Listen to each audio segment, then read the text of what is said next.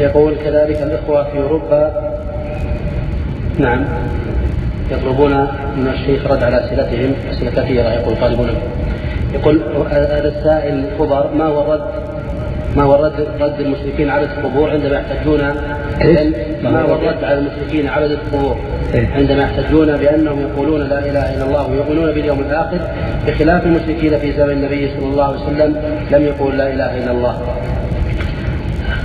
الرد عليهم أن يقال أن من فعل ناقض من نواقض الإسلام فإنه تنتقض شهادته وصلاته وصيامه.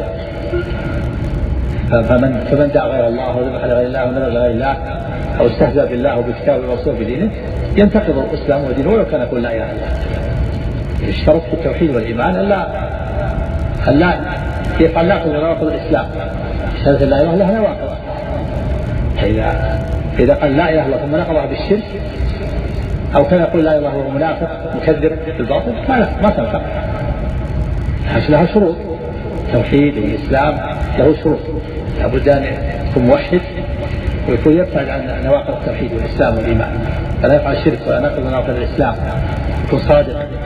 المنافقون يقول لا إله إلا الله هم في الدرك الأسفل من النار ويصلون ويجاهدون مع النبي صلى الله عليه وسلم لأنهم يعملون هذه الأعمال ويقول لا إله إلا الله وقلوبهم مكذبة فلا ينفعهم. نعم.